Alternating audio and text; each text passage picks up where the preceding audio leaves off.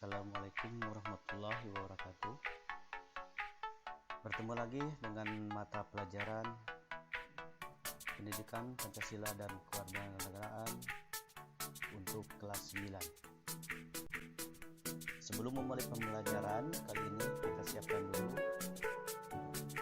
Anak-anak diharapkan mencuci tangan yang bersih, memakai sabun, siapkan alat tulis yang lengkap, memakai masker, dan berdoa sebelum memulai pembelajaran. Pada materi ini kita akan belajar tentang bab pertama, dinamika perwujudan Pancasila sebagai dasar negara dan pandangan hidup. Pokok bahasan yang akan kita bahas ini, yang pertama penerapan Pancasila dari masa ke masa, yang kedua dinamika Pancasila yaitu perwujudan nilai-nilai Pancasila dalam berbagai kehidupan. Pertemuan kali ini kita membahas tentang penerapan Pancasila dari masa ke masa. Yang pertama dari masa awal kemerdekaan 1945 sampai 1959. Yang kedua masa Orde Lama tahun 1959 sampai 1966. Yang ketiga masa Orde Baru 1966 sampai 1998. Yang terakhir yaitu masa reformasi 1998 sampai sekarang. Untuk pertemuan kali ini kita akan membahas dua masa saja, yaitu masa awal kemerdekaan dan masa Orde Lama. Pada masa awal kemerdekaan yang terjadi tahun 1945 sampai 1959, pada periode ini penerapan Pancasila sebagai dasar negara dan pandangan hidup bangsa menghadapi berbagai masalah, yaitu diantaranya pertama adanya pemberontakan PKI di Madiun pada tanggal 18 September 1948 dan dipimpin oleh Musso yang bertujuan mendirikan negara Soviet Indonesia yang berideologi komunis. Ini gambar pemberontakan korban. Kedua itu pemberontakan Darul Islam Indonesia yang dipimpin oleh Sukarmadi Marjana Suyoyo pada tanggal 7 Agustus 1999 yang tujuan utamanya untuk mengganti Pancasila sebagai dasar negara dengan syariat Islam. Tetapi gerakannya bertentangan dengan ajaran Islam sebenarnya dan melakukan pengrusakan umat penduduk dan pasar umum. Ini gambar.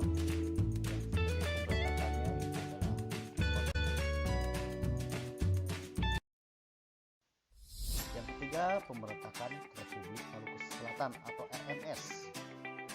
RMS didirikan oleh Christian Robert Stephen Sumokil yang bertujuan untuk membentuk negara sendiri yang didirikan pada tanggal 25 April 1950 dengan wilayah meliputi Ambon, Seram, dan Buru. Nih tokoh-tokoh yang terlibat dalam pemberontakan RMS seperti tokoh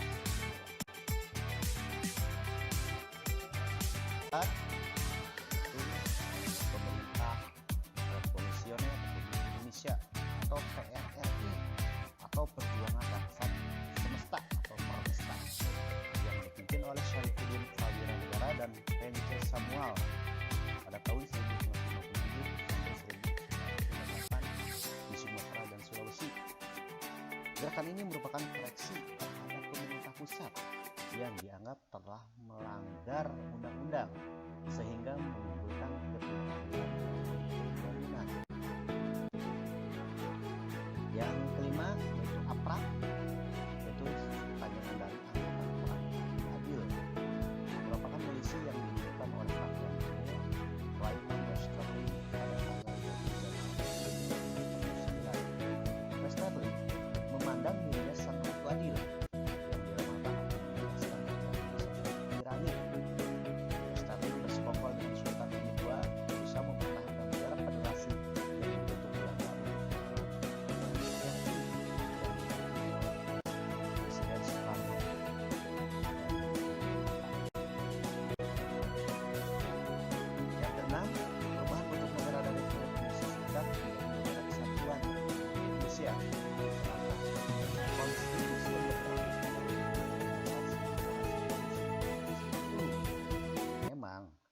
berdasarkan Pancasila, akan tetapi dalam penerapannya lebih diarahkan pada demokrasi liberal, sehingga tidak menjamin stagnan.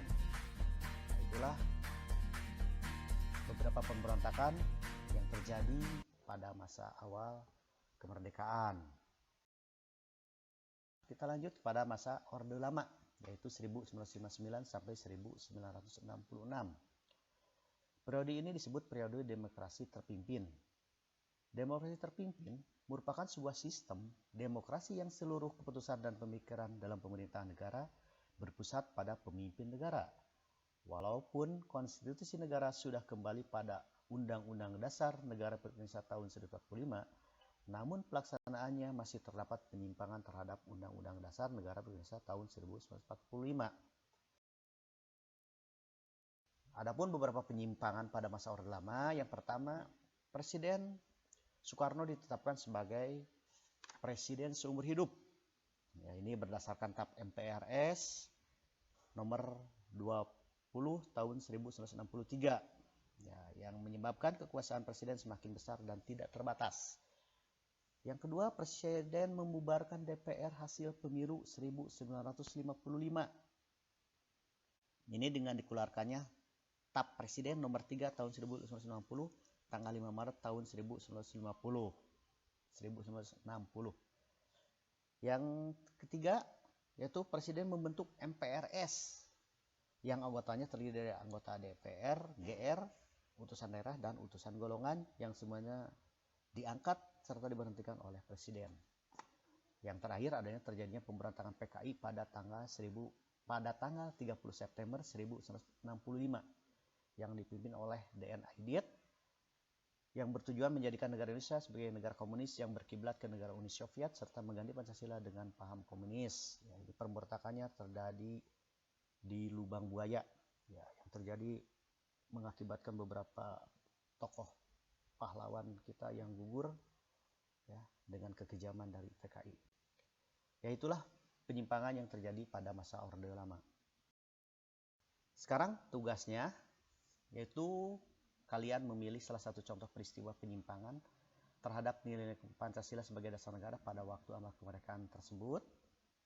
Setelah kalian memilih peristiwanya, buatlah kesimpulannya tentang peristiwa tersebut dengan mencari informasi dari berbagai sumber belajar. Setelah selesai mengerjakan di dalam buku tugas dan hasilnya dipoto, dikirimkan melalui WA grup.